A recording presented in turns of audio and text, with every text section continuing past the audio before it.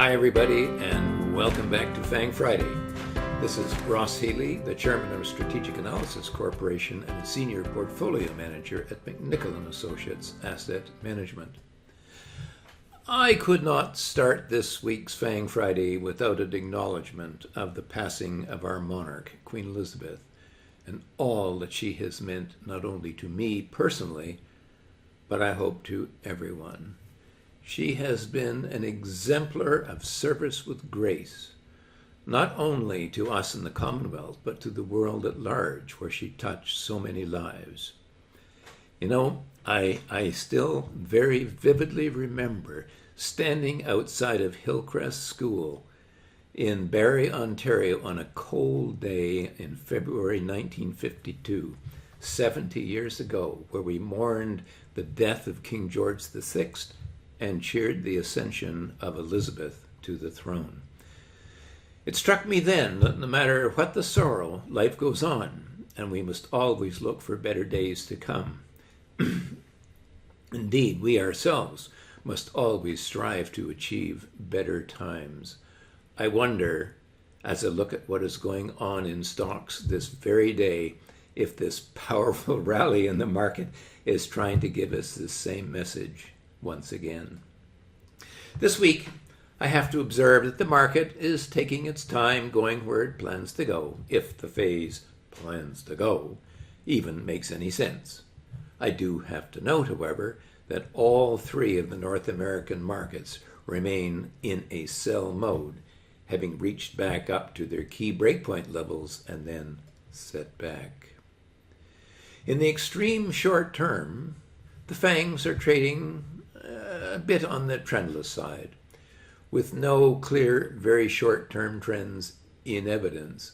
So today, I'm simply going to take those 8 stocks in alphabetical order, and we'll see what they may be trying to tell us. However, before we take a close look at those FANGs and what's going on, as always, I do like to say thanks to everyone who likes this video and all our subscribers. Okay, first off is Amazon, and Amazon had a nice rally. It had slipped below its HB1 again.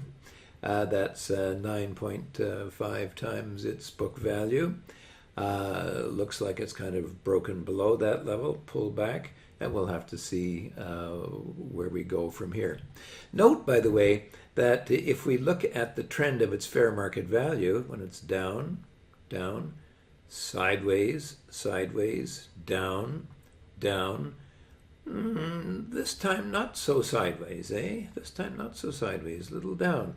So I wonder if, in point of fact, that the fair market value is pulling that stock price back down to its bubble price, which, as I think I have mentioned before, has been a long-term low right from the get-go when the stock started trading. Alphabet, well, Alphabet kind of remains in a kind of a sideways box, if you look, almost a kind of a technical box here, and has pretty much stayed that way. Now, the question, of course, is, if you were a market technician, where do you think that the stock might go? Is it going to stay there? Well, if we take a look at the fair market value, we'll see that it is beginning to accelerate a bit more on the downside. I would suspect that this is pulling Alphabet lower as well.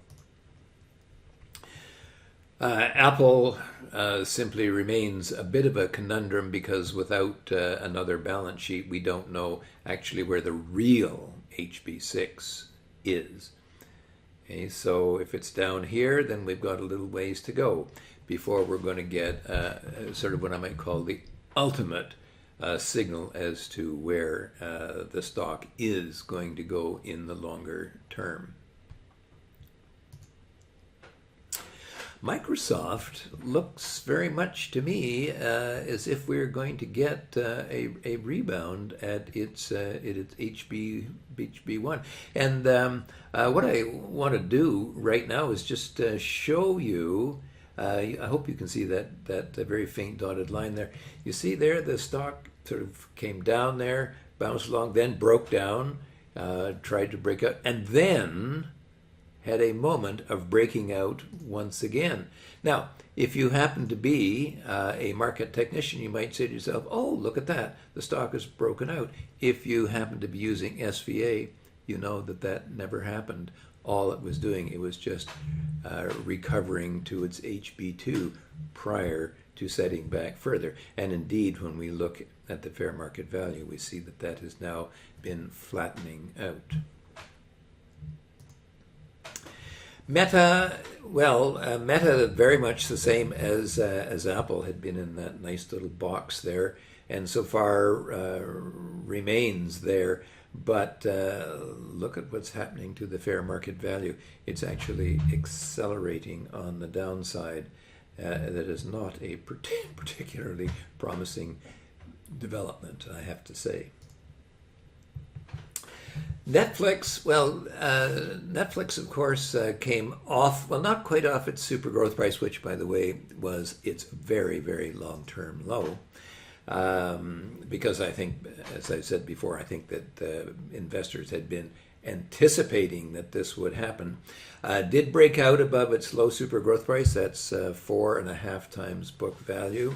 Made a stab at its mid super growth, 5.5 times value, but didn't quite make it. The question here now is this stock going to hold at its LSG? With that kind of a bounce, I personally would have liked to have bought that stock, as I think I've said to you before. However, it's important that the low super growth price hold. So watch carefully. NVIDIA, well, NVIDIA now, look at what's happened to the fair market value, and what's happened with that, of course, is that the stock has cracked down below its HB2 level, which is 12 times book value, which actually had been a temporary bottom. Note that the stock had fallen down from its HB6, which was 20 times book, and that actually was a peak that went all the way back to the year 2000. What I find really interesting about this company, or about this stock rather, is that it's been following a 2 steps down rally, 2 steps down rally, 2 steps down, and now that it's broken the next structural breakpoint, the HB2, it now measures, I think, down to its bubble price, or 7.4 times book value. What happens then? Well, we'll see. Finally, Tesla remains above its HB4. It hit its HB5, which was 33 times book value, and then set back. What concerns me most about Tesla is if I look at its fair market value potential over here, and which is minus 70.57%, you do have to ask yourself, if you have a long-term horizon, do you want to be in a company with a 70% downside risk? I am concerned about Tesla as an investment. It is purely, in my view, a speculation. Now, in summary, starting with Amazon, my concerns that the HB1 price at 9.5 times book would not and could not hold have been realized, and I expect that a decline to its bubble price is now in the cards. Very short term, I think what we're looking down is a kind of a breakdown, pullback kind of a pattern here, but I'm not bullish on Amazon, particularly with the trend of its fair market value.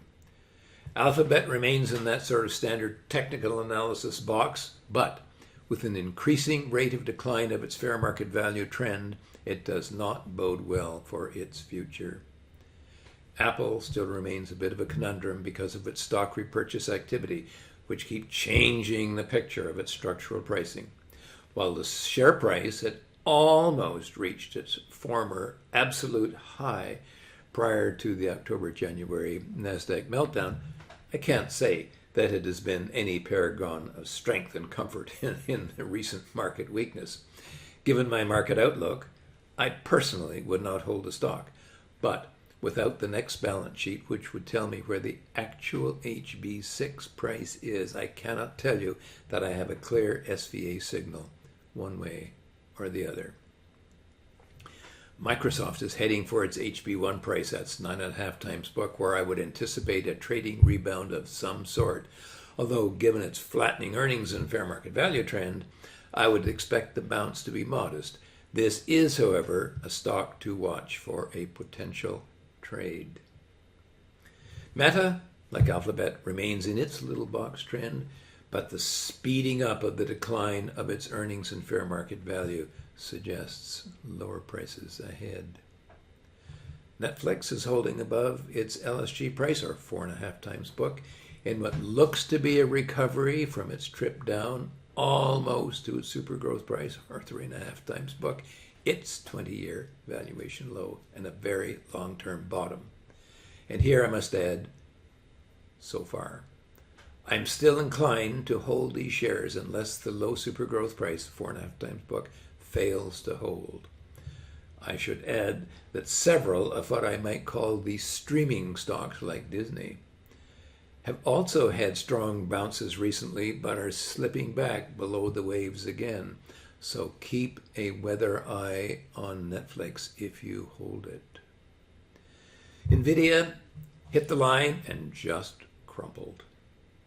It has what I call a stepping downstairs pattern, down two, up one, down two, up one.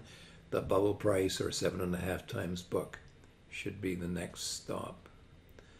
Finally, Tesla reached support at its HB4 price, or 20 times book, where the next decision point will be, but has bounced here. As I showed you, it is miserable investment value at current levels.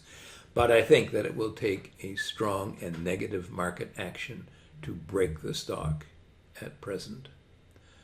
Finally, all three of the market indices, the NASDAQ 100, the Standard & Poor's 500, and the S&P TSX, have all abandoned their efforts to hang in at their key valuation levels.